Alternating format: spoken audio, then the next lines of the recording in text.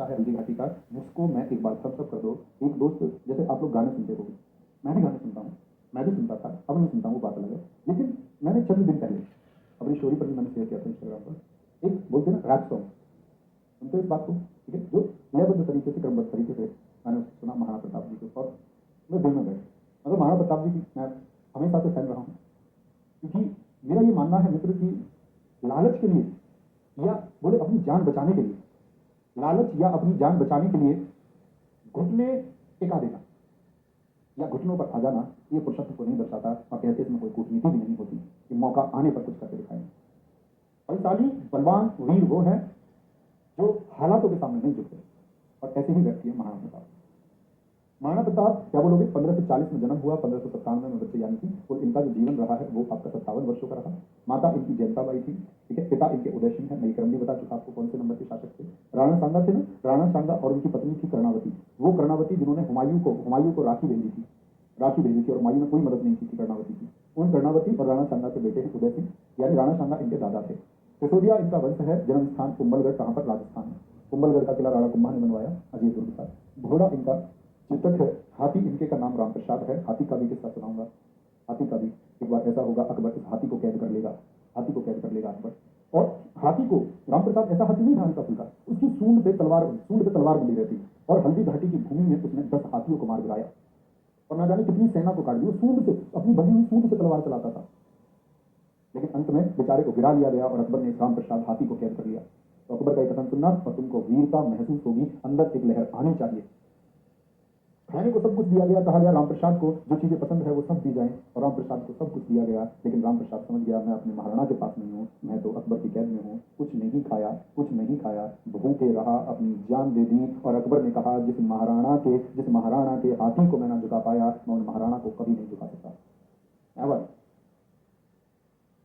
दिवेर का युद्ध 1582 में हुआ बच्चे, जिसको हम मेवाड़ का मैराथन कहते हैं। यानी कि जब हल्दी घाटी में कुछ क्षेत्र महाराणा जी से छिन गया था, उसके बाद महाराणा जी ने दिवेर का युद्ध मेवाड़ का मैराथन के द्वारा, अपने, जो मैराथन का मतलब होता है लंबा युद्ध चला, जिसके द्वारा इन्होंने जो इनके छीने गए किले थे उनको इन्होंने वापस पाया था। यानी 1576 से लेकर के और 1597 तक संघर्ष किया। लेकिन अकबर के सामने कभी ये अकेला मेवाड़ का ऐसा घराना था जिसमें इस मुगल सल्तनत, और कहते हैं उस समय अकबर इस दुनिया का सबसे शक्तिशाली शासक था, उसके सामने घुटने नहीं टिकाए। महाराणा प्रताप जी के बारे में दोस्त जानना और थोड़ा सा महसूस करना। स्ट्रक्चर आप देख पा रहे होंगे, ये चेतक घोड़ा है, और चेतक घोड़ा नहीं था, महाराणा प्रताप जी का भाई था, नीले रंग का घोड़ा चेतक। उस पर महाराणा जी सवार, 7.5 फीट का कदम, 7.5 फीट की हाइट, 7.5 फीट आप समझ सकते, बड़े बलशाली थे, 60 इंच की छाती, एक हाथ में भाला 80 किलो का, यानी 2 मन का भाला, एक हाथ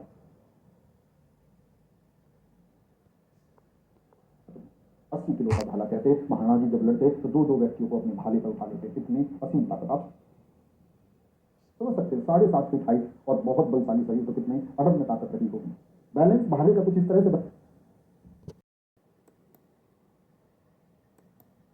बनाते कि तलवार 10 किलो की, और उसके साथ ही 70 किलो की ढाल इस साइड और 80 किलो का भाला इस साइड, बैलेंस करते चलते।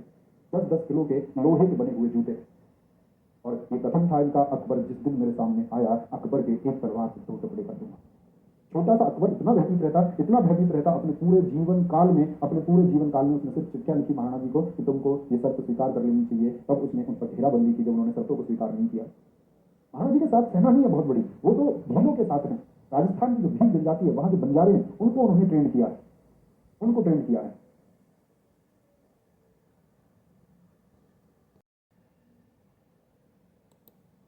आप समझ ही सकते हैं। एक तरफ 1 लाख और एक तरफ लगभग 10,000, इसके बारे में कुछ लोग 9,000 लेकर भी लिखते हैं। महाराज जी इस युद्ध में घायल हुए, तो एक इनके जो बहुत वफादार थे, झाला सिंह, कभी तुमने नाम सुना हो, झाला सिंह इनका मुकुट पहन के इसी युद्ध में लड़े, युद्ध भूमि से अलग गए। बाद में घास की रोटियां भी इनको खाने को मजबूर होना पड़ा, और ऐसी स्थिति आई कि अपने बच्चों को घास की रोटियां खाते हुए एक राजा ने देखा तो कलेजा पसीजा, मन आया कि संधि का प्रस्ताव लिख दूं। राणा की पत्नी ने कहा, ऐसी बात करते हैं, तुमको लड़ना होगा, अब वचन देते हैं। तो उसी की कुछ पंक्तियां हैं जो मैं सुनाना चाहूंगा तुम्हें, और मेरे दोस्त महसूस करना, एक बार आंख बंद करके बैठ जाइए और पूरा महसूस होना चाहिए। हल्दी घाटी समर भयंकर मृत्यु का एक तांडव था। राजपूती माँ के जायों में मरने का शौक कहाँ कम था। जो दुश्मन उनकी ओर बढ़े, बीच से फाड़ दिया करते, जो एक हाथ कट के गिरा तो दूजे हाथ से वार किया करते। झाला ने देखा प्रताप हैं अपने घिरे हुए, राणा प्रताप जी घिरे हुए हैं, मेवाड़ धरा की आजादी पर प्रसन्न चिन्ह से खड़े हुए, रण में पहुंचे, बोले राणा मुकुट मुझे दो, आज है बानी मेरी मातृभूमि पर मर मिटने दो। प्रताप के सिर से उठा मुकुट, बोले राणा तुमको जाना होगा, यानी वो घायल उनको भेज रहे हैं, तुमको भी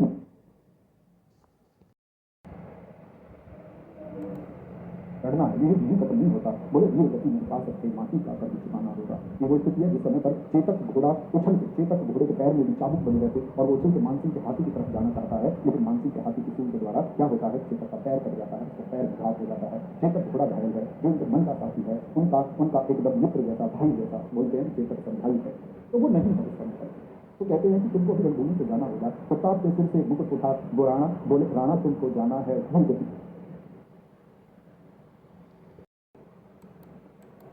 माटी का कर चुकाना है। और फिर कहते हैं कि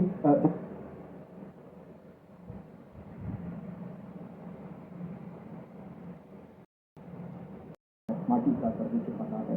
और फिर कहते हैं कि जितना भी रक्त बहा सब अपने भाई बंधु हैं, जितना भी रक्त बहा सब अपने भाई बंधु हैं, और चुन चुन कर बदला लेना राणा सारा फर्ज निभाना है। रण से निकले राणा पीछे ही ताक रहे, रण से निकले राणा पीछे ही ताक रहे, लाशें ही लाशें, लाशों से कटी बड़ा मरते तब तक याद रहे, झाला का बलिदान व्यर्थ नहीं जाने पाए, मेवाड़ धरा स्वतंत्र हो, भज केशरिया का मान रहे, चेतक बन सिंह यानी शेर दहाड़ता था, अरी मस्तक उसका चापता था, रुकने का तनिक भी नाम नहीं, चाहे घायल उसका पांव था, उसका पांव कट चुका है। ठीक है, तो बोले कि वो नदी के पार लेके जा रहा है महाराज जी को, और कहते बीच में विशाल नदी है, महाराज सोच रहे हैं कैसे पार होगी और कैसे नहीं पार होगी।